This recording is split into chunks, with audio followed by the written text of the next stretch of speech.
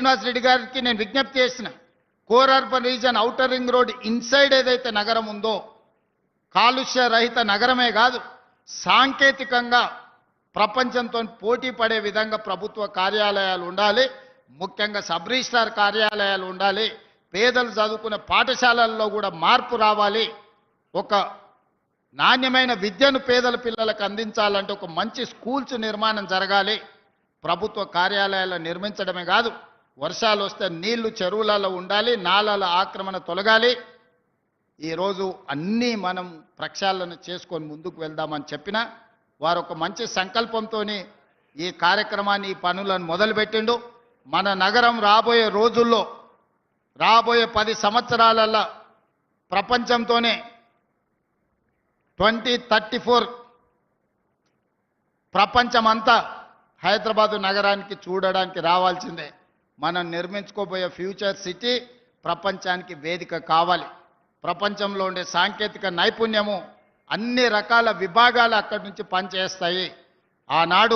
ఆనాటి ముఖ్యమంత్రులు లిమిటెడ్ విజన్తో పనిచేస్తేనే మనకి ఇంత అభివృద్ధి వచ్చింది. ఒకప్పుడు వటినాగులపల్లికి పోవాలంటే ఊరు గంగాధర్ చెప్పాలి రోడ్డు వాళ్ళు ఊరికి పోవాలంటే ఇట్లకెళ్ళి పోవాలంటే యూనివర్సిటీ వాళ్ళు లోపలికి కూడా రానిచ్చేది కాదు, అడవులకెళ్ళి నడుచుకుంటూ పోయినట్టు ఉండే.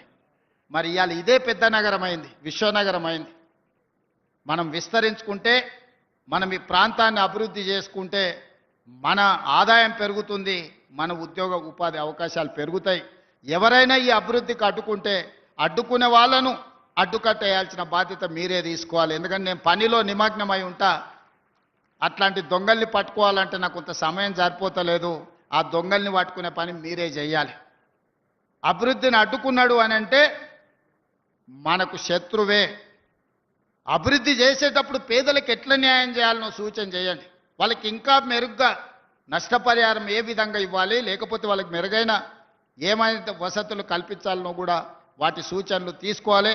ఏది ఏమైనా శ్రీనివాస్ రెడ్డి గారిని అభినందిస్తూనే ఈ 39 కార్యాలయాలను 11 ఇంటిగ్రేటెడ్ సబ్ రిజిస్ట్రార్ కార్యాలయాలుగా మార్చబోతున్నాడు. జూన్ 2, 2026 నాటికి ఈ 11 ఇంటిగ్రేటెడ్ కార్యాలయాలను కంప్లీట్ చేసి తెలంగాణకు మీరు రాష్ట్ర అవతరణ దినోత్సవం లోపల ఈ 11 ఇంటిగ్రేటెడ్ కార్యాలయాలను మీరు డెడికేట్ చేయాలా. మీరు డెడికేషన్తో పూర్తి స్థాయిలో ఆ బాధ్యత తీసుకోవాలి. మీరు రాత్రి పనిచేస్తారా, పొద్దున్నే 4 గంటలకు లేచి పనిచేస్తారా, అర్ధరాత్రి 12 వరకు పనిచేస్తారా నాకు తెలియదు.